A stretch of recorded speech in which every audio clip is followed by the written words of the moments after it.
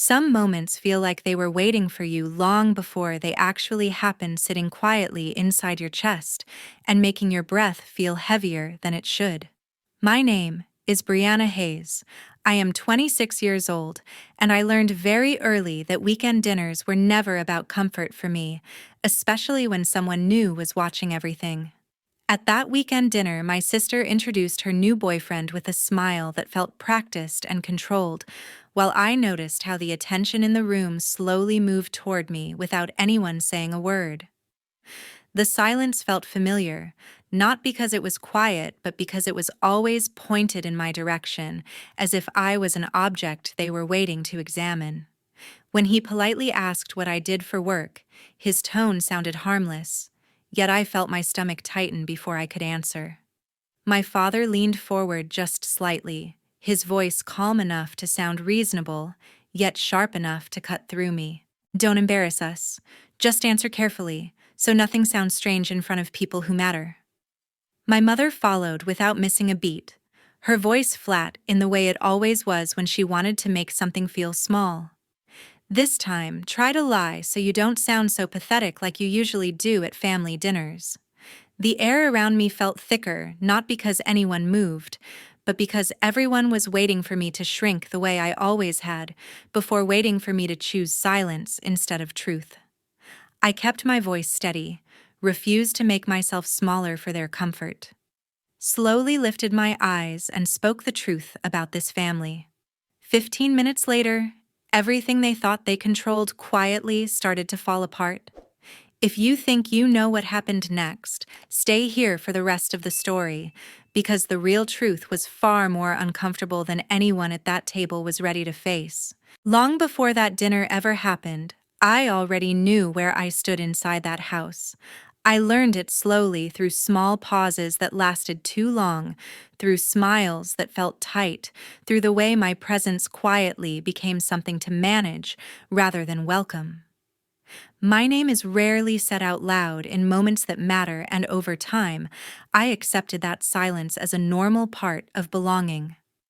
My father, Richard, was the first person who turned my work into a subject that needed to be handled carefully. He never shouted about it, never openly attacked it, but he always adjusted conversations when guests arrived, guiding topics away from me as if my life might embarrass the room. My mother, Linda, followed the same pattern in softer ways, changing her tone whenever my job became part of the discussion, lowering her voice, as though the walls themselves might judge. My sister Brielle never hid her opinions. She would smile politely in front of others, but her eyes always told the real story, especially in the quiet moments when only family could hear. She treated my work like something temporary, something unfinished, something that would eventually be replaced by something more acceptable.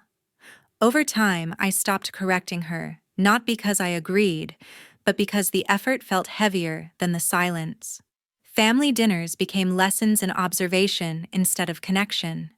People talked about careers, promotions, relationships, milestones, and vacations, while I learned to measure my words before they reached my mouth. Every time I tried to contribute, the air shifted enough to make me stop mid-sentence. It was not loud rejection, but it was precise enough to feel. I learned to laugh softly, nod carefully, and stay just interesting enough not to cause discomfort. I was always the first one to arrive at gatherings and the last one to leave, hoping that time and effort might earn something close to respect. Instead, I became the person who filled empty space while everyone waited for conversations that mattered more. I watched how their faces changed when someone brought up accomplishments that were not mine, and how quickly those same faces settled when I quietly stepped back. There was a moment I remember clearly, one that never involved shouting or tears, but stayed with me because of how quiet it was. Someone asked about my life, and for 1 second I thought they meant it. Before I could answer fully, the question floated away, replaced by laughter and stories that did not include me. That was the first time I understood that curiosity had conditions, and that my life only mattered when it could become entertainment.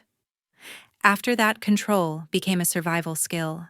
I learned how to monitor every word, every reaction, and every small movement so that I would not disturb the balance of the room.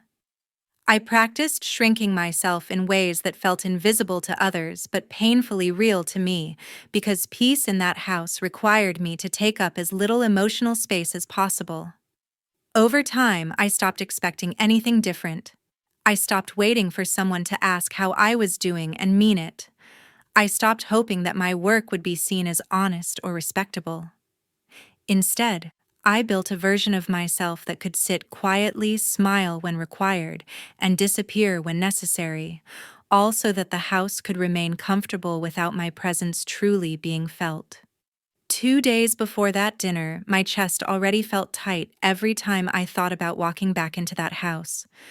I stayed in my room longer than necessary, not because I was late, but because I needed more time to decide which version of myself would be allowed to sit at that table.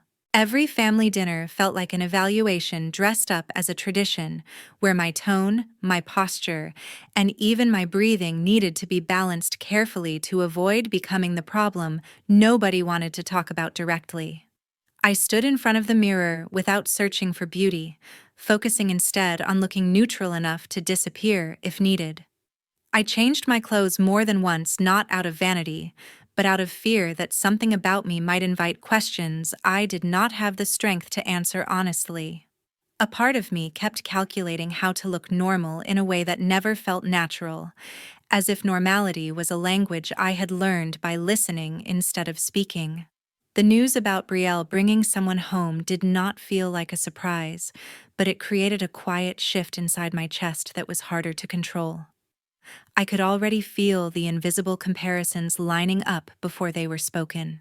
I imagined the way glances would change, the way silence would last longer, when my name came up, the way my presence would feel heavier, simply because someone new would be studying the room. That feeling sat in my stomach long before I reached for my jacket. For a brief moment, I considered staying behind. The thought appeared softly, almost kindly, suggesting a headache or a last-minute obligation that could save me from stepping into a room where I would have to perform calmness. I picked up my phone and stared at the screen, knowing there was no real reason to send a message, because the truth was simpler and more painful. I did not have the courage to choose myself over the expectation of showing up. As the minutes passed, the loneliness started before I even left the room. It did not feel dramatic or loud, but it wrapped around me in a steady quiet that felt heavier than noise. I sat on the edge of the bed and tried to slow my breathing while my thoughts ran ahead of my body, already preparing for conversations that had not begun, already rehearsing answers I had not been asked. I touched the door handle and paused, not out of indecision, but out of recognition. I knew that once I opened that door, the version of me that existed alone would disappear, replaced by the careful version that smiled at the right moments, nodded at the right comments, and stayed silent when silence was required. That version of me was not fake, but it was tired, shaped by years of learning how to survive rooms that never felt fully safe. The hallway felt narrower than usual, as if the house itself had become aware of the weight I was carrying. Each step toward the living room made my thoughts quieter, not because I felt calm, but because I was already bracing myself for whatever version of normal I would have to become. I understood before reaching the table that this night would not be simple, even if nothing exploded, because the hardest moments were always quiet ones that nobody else seemed to notice. By the time my hand rested on the back of the chair, I had already promised myself that I would endure whatever came next, without drawing attention to the effort it would take. I was not brave enough to walk away, but I was quiet enough to stay, and sometimes that felt like the only strength I was allowed to have. The moment we sat down at that table, silence stopped feeling normal. There was nothing dramatic about the way Brielle introduced Trevor, which somehow made the tension feel heavier. Her voice stayed light, confident, controlled, in the way she always mastered when she wanted to appear perfect, and every person at the table adjusted their posture as if they were being measured by the presence of someone new. I felt the shift immediately, the invisible movement of attention tightening toward me long before anyone spoke my name. Trevor's eyes moved toward me in a natural, polite way that looked harmless to anyone who did not know this room. He smiled slightly, as if trying to make things comfortable, and asked what I did for work using a tone that felt respectful, almost careful, as though he wanted to show he was trying to understand the family he had stepped into. Before I could answer, Dad stepped in with his voice calm and smooth-sounding conversational, while carrying a weight that pressed down on me in a familiar way.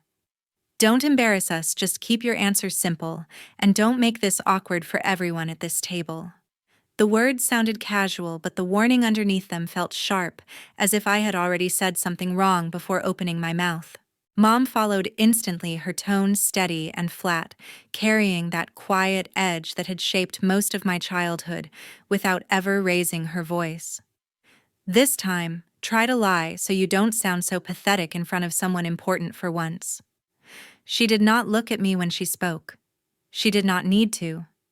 The message was never meant to be shared, only obeyed.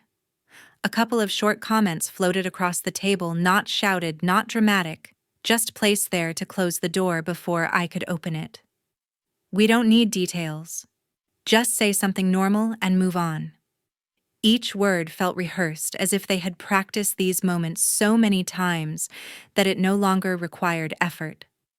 I lowered my eyes for a brief second, not because I felt ashamed, but because I felt the familiar pressure to shrink, to reduce myself to make them comfortable by becoming something easier to control. The silence around me was not empty. It was crowded with expectation, fear, embarrassment, all of it circling me while everyone waited for me to decide which version of myself I would serve them. My hands stayed still on my lap while my thoughts moved faster than my heartbeat.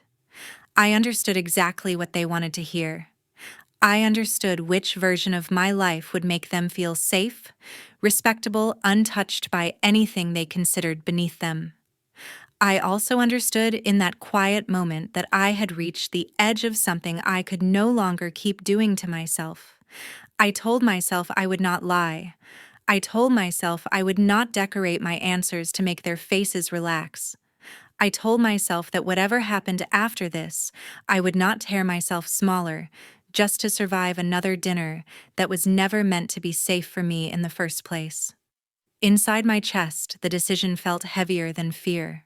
I kept my face still while the room waited because I already knew that whatever I said next would change the way this table felt forever, even if no one admitted it out loud. When I spoke, I didn't raise my voice, and that somehow made everything heavier. I felt the pressure settle inside my chest, not like fear, but like a quiet decision that no one else could take away. My voice stayed steady because I was done shrinking myself just to make the room feel comfortable, and I refused to soften the truth for people who had never softened their treatment of me. I did not attack anyone. I did not shout. I did not cry. I simply spoke as someone who had carried too much for too long.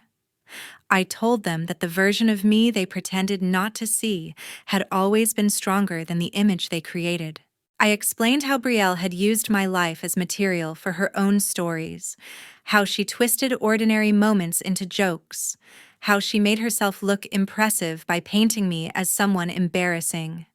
I said her words had not been harmless, because words repeated for years become part of how people learn to see someone in their own home. I let them hear that this was not accidental behavior, but a pattern that had been comfortable for her. I said that silence had not been neutral. I said that Mom and Dad did not just look away when it happened because they participated through distance, coldness, dismissal, and convenient distractions. I described the way I had been left alone during moments when protection should have been automatic, when support should have been instinctive, when kindness should have been present without being requested. I told them that neglect is not only loud, it can be quiet, slow, and constant. Then I turned toward Trevor without raising my tone or changing my posture. I told him I was not speaking out of jealousy, bitterness, or desperation. I told him he was not special because he had walked into a story that had already repeated itself. I watched his face carefully before I said the sentence that changed the air in the room. "You're the third guy this month she brought home." The room did not explode, but it collapsed inward. Dad looked away first, not quickly, not dramatically, but with the tension of someone trying to keep control while feeling it slip. His jaw tightened so hard the muscle jumped, and he could not find a single word to defend what had been allowed for years. Mom's fingers began to tremble against the edge of the table, and her lips pressed together so tightly that the color drained from them. She tried to sit straighter, tried to look composed, but the panic crept through her shoulders, visible in the way her breathing shifted. Brielle's face changed so fast that she forgot to hide it. The color dropped from her skin, her mouth opened slightly, then closed again, as if every sentence she had planned disappeared at once. Her eyes moved from Trevor to Mom to Dad, searching for a rescue that did not come. I did not feel powerful. I did not feel dramatic. I felt clear. For the first time in that house, I felt like I was not asking permission to exist. I said nothing else after that because nothing else was needed. About 15 minutes later, nothing in that house felt controlled anymore. Time inside that room lost its shape, stretching into something slow and uncomfortable that pressed against my chest without giving me space to breathe. I stayed seated, not speaking, not moving, watching the air grow heavier as every fork rested untouched and every glass remained full. Trevor shifted first his chair, scraping softly against the floor as his body leaned closer to Brielle with a tension that no longer looked polite. He did not raise his voice when he spoke to her, yet the firmness in his tone carried enough weight to change the rhythm of the room. He asked her to stand up with him, not as a request, not as a question, but as a clear signal that this moment no longer belonged to the family table. His hand touched her wrist in a way that was not gentle, but not cruel, either, just intentional. Brielle hesitated for a brief moment that felt much longer than it was, then stood up slowly, trying to shape her face back into the soft smile she had practiced for years. It did not work this time. Trevor moved toward the hallway without looking back, and she followed him with steps that felt less confident than she wanted them to appear. No one in the dining room spoke. Mom stayed frozen in her chair, her shoulders tight, her eyes fixed on the tablecloth, as if it suddenly required all of her attention. Dad kept staring at the wall across from him, his hands folded together, his jaw locked in a quiet tension that betrayed far more than words could have. I could hear their voices from the other side of the hallway, not clearly enough to repeat every word, but clearly enough to feel the pressure of them. Trevor spoke low and fast, his sentences clipped in frustration. Brielle tried to defend herself with the same rhythm she had relied on before, but the steadiness in her voice had disappeared.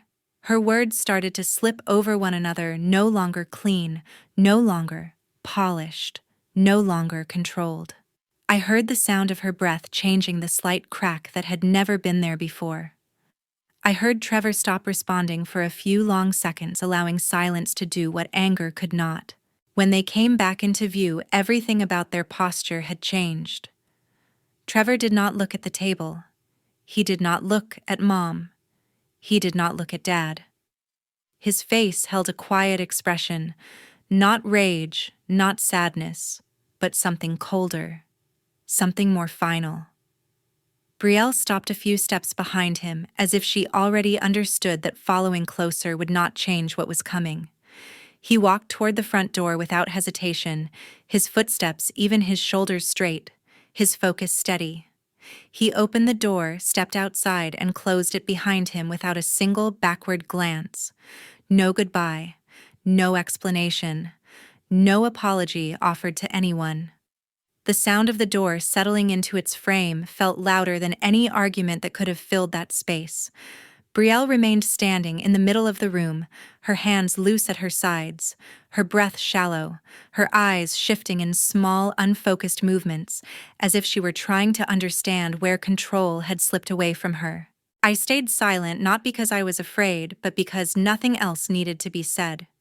Sometimes the quiet carries more truth than any voice ever could. Later that night, the silence didn't feel peaceful.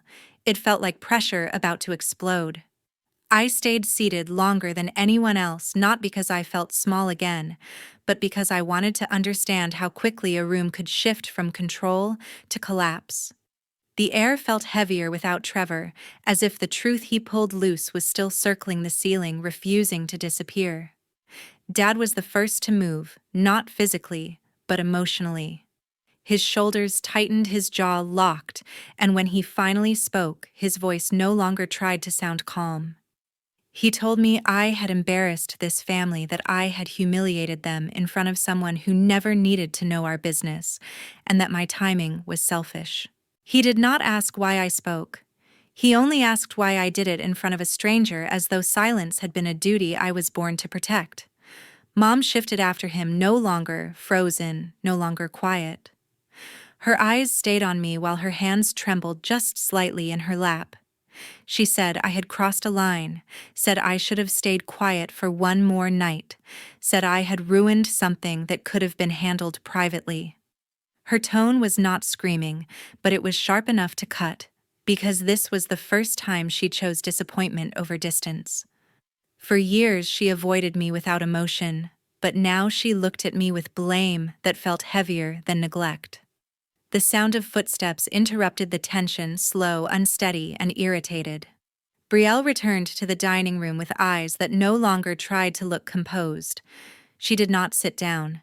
She stood behind her chair, gripping the back of it like she needed something to hold her upright.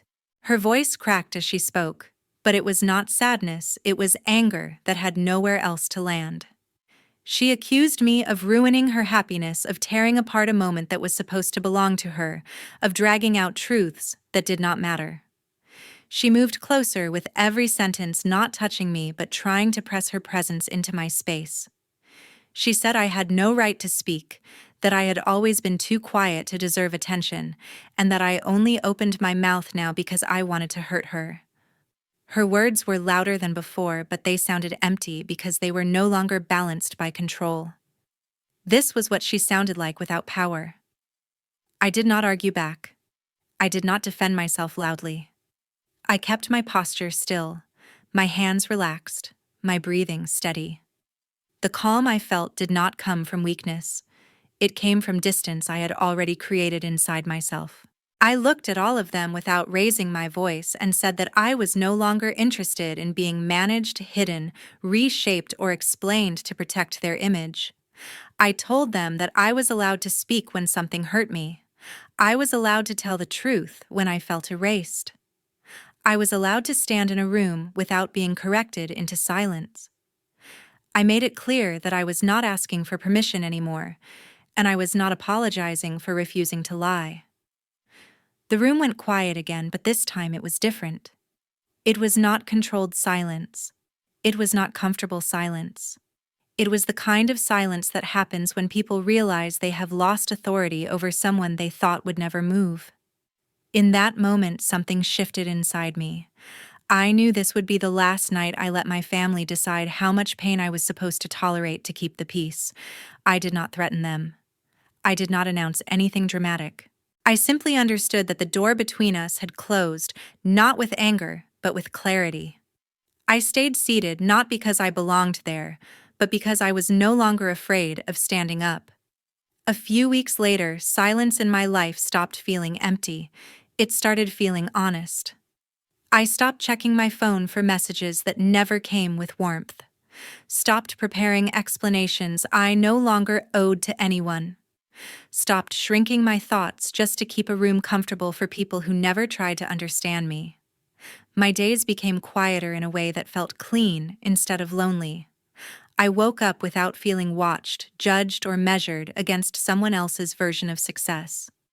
That was when my close friend Hannah Blake returned into my routine in a way that felt natural rather than dramatic. She never asked me to explain everything from the past or justify my choices. Hannah never spoke to me with pity or curiosity that felt invasive. She simply treated my decisions as something normal and something worthy of respect. We spent time talking about plans instead of pain, about what felt safe instead of what had hurt, about boundaries instead of apologies. One afternoon, while sitting across from her with warm cups in our hands, I realized something that surprised me. The conversation never circled around bitterness or anger. It stayed grounded in acceptance and self-protection. I did not feel the need to defend myself, lower my voice, or soften my truth. That calm did more for me than any argument I could have ever won inside that old house. While my life moved forward, the consequences behind me unfolded quietly. Brielle began to lose the easy admiration she once relied on. People started stepping back from her without confrontation, not because of loud accusations, but because patterns became harder to ignore. Her stories stopped sounding charming, and her behavior stopped being excused. Situations that once worked in her favor started revealing cracks. She could no longer hide behind polished smiles. My parents felt their own shift in ways they could not control. Friends who once praised their perfect image grew distant. Conversations, shortened invitations became less frequent. Nothing dramatic happened, no public scene, no loud exposure. The distance grew naturally, slowly, without cruelty, the way truth often does when it is no longer forced to stay buried. Through all of that, I did not feel the urge to return or explain myself. I felt space where guilt once lived. I felt clarity where confusion had stayed too long. For the first time, I understood that distance was not something I owed an explanation for. Distance was something I earned by finally choosing peace over permission. I learned that self-respect does not arrive loudly. It settles quietly when you finally stop asking for approval from people who only valued you in pieces. Cutting ties is not an act of weakness. It is an act of survival that teaches your mind and heart to breathe again. Silence is not the same as surrender.